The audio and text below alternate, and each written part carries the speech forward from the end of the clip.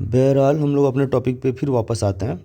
ये हम लोग पढ़ रहे थे ओसिलेशन चैप्टर में ही एक आया मोशन है, उसको बोलेंगे सिंपल हार्मोनिक मोशन। तो आज का हम लोग जो टॉपिक होने वाला है वो होना है सिंपल हार्मोनिक मोशन।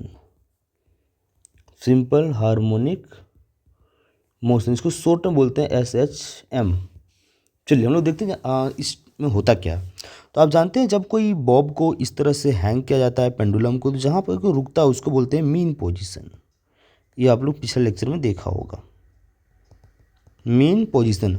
इस मीन पोजीशन से जब ऑब्जेक्ट को हम डिस्प्लेस करके इस पोजीशन तक ले आते हैं, तो ये जो यहाँ तक ऑब्जेक्ट आया है, ये हम बाहर से जो फोर्स लगाए एक्सटर्नल फोर्स की वजह से, अब इस पॉइंट से जहाँ पर हम ये ऑब्जेक्ट को ले आए हैं, मान लीजिए उस पॉइंट का नाम है ए। यहाँ से जब इसको रिलीज करते हैं तो रिलीज करने के दौरान एक फोर्स लगता है, रिस्टोरिंग फोर्स, और ये ऑब्जेक्ट मीन पोजीशन की ओर और डिस्प्लेस होना स्टार्ट हो जाता है। तो कहने का मतलब है कि जो यहाँ पर जो फोर्स लगा रहा है वो एक रिस्टोरिंग फोर्स लग रहा है। जब हम लोग मीन पोजीशन से ऑब्जेक्ट को ए की तरफ डिस्प्लेस करते हैं, तब मान लीजिए डिस्प्लेसमेंट कितना हुआ है x। तो जो फोर्स है, जो इस पर रिस्टोरिंग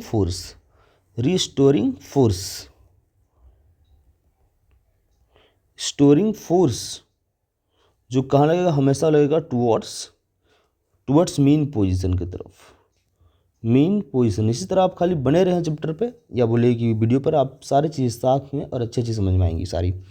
तो टुवर्ड्स मीन पोजीशन, तो रिस्टोरिंग फोर्स जो हमको, जो इस पॉइंट पर आप देख पा रहे, एक मिनट बस,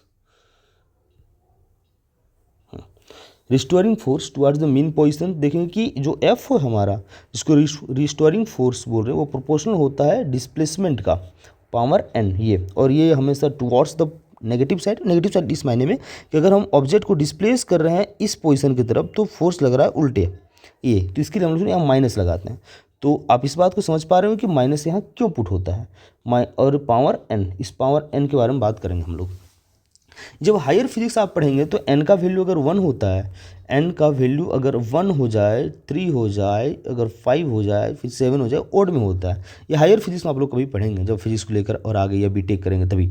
तो आप देखेंगे कि जब n का वैल्यू अगर 1 लेते हैं हम लोग, तो वैल्यू जो है आपका f बनेगा, f proportional to x power 1, मतलब n की जगह 1 रखेंगे तो f प्रोपोर्शनल टू आपका बन जाएगा ये, तो प्रोपोर्शनल टू x, और ये माइनस का साइन। तो ये जो इक्वेशन है जो बनता है इस पोजीशन पे आकर के, तो उसको बोलेंगे simple harmonic motion.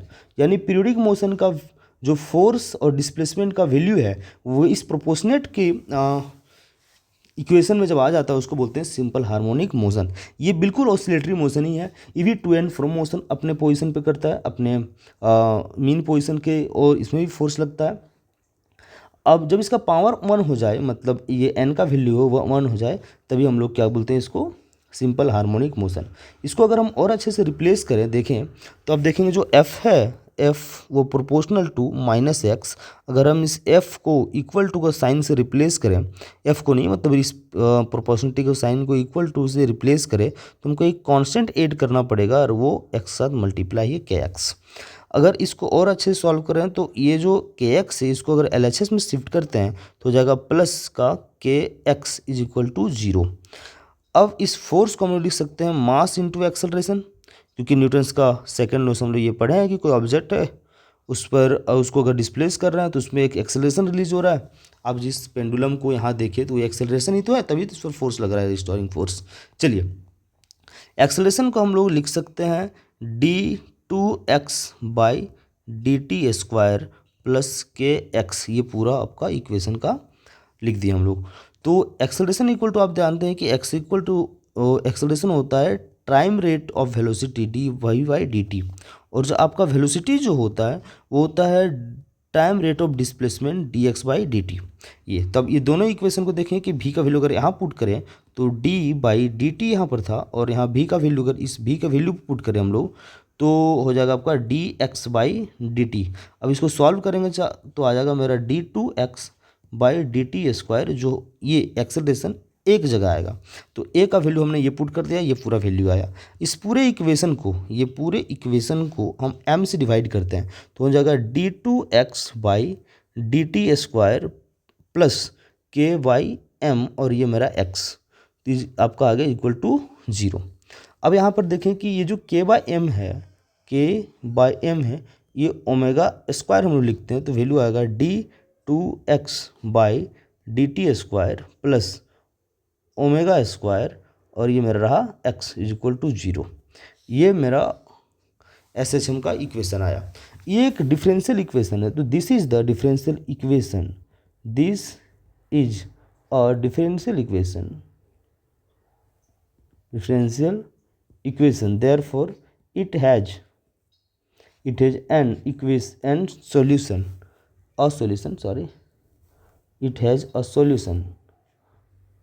solution that is the displacement x की तरफ हुआ है, तो x is equal to a cos omega t। हम लोग देखेंगे ये पूरा इक्वेशन को कैसे वर्क करता है। ये जो ओमेगा है इसको बोलते हैं हम लोग एंगुलर वेलोसिटी, ये। और आपका पास जो यहाँ पर के था, जो ऊपर में देखे थे, ये हो गया प्रोपोर्शनलिटी कांस्टेंट। अगर ये स्प्रिंग बोले, अगर स्प्रिंग पे हम लोग लेते हैं इसको बोलते हैं हम लोग स्प्रिंग कांस्टेंट।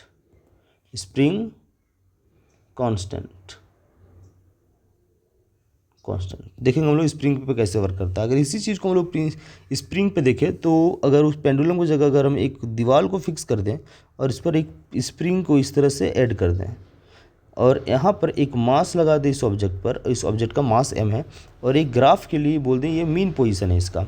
अगर इस स्प्रिंग को थोड़ा सा डिस्प्लेस करके हम इस पोजीशन तक ले आते हैं, यहाँ तक, और ऑब्जेक्ट को ले आते हैं, तो इसका जो डिस्प्लेसमेंट हुआ इस यहाँ तक क्या हो गया आपका x, और इस पॉइंट को हम लोग a मान लिए। और अगर जब इस स्प्रिंग में को हम डिस्प्लेस करेंगे तो इसमें एक एक्सटेंशन होगा, और एक्सटेंशन के चलते इसमें एक रिस्टोरिंग फोर्स डेवलप होगा, उसको बोलेंगे हम लोग F, जो टुवर्ड्स द मीन पोजीशन लगेगा। कहने का मतलब हुआ कि F और डिस्प्लेसमेंट का फिर से रिश्ता क्या हो गया, प्रोपोर्शनल का, कि जितना दूर तक हम इसको डिस्प्लेस करेंगे रिस्टोरिंग फोर्स उतना ही लगेगा, लेकिन अपोजिट लगेगा, मतलब towards the mean position.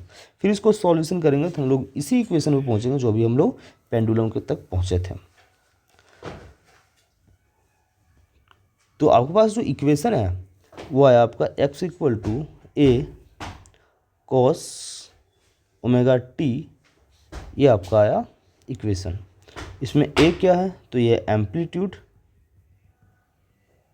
Means maximum displacement, omega हमने अभी बताया आपको, ओमेगा आपका एंगुलर वेलोसिटी, और t क्या है, टाइम। तो अब इसके बाद हम लोग नेक्स्ट टॉपिक में आएंगे, और इसके आगे का जो लेक्चर है उसको हम लोग फिर देखेंगे।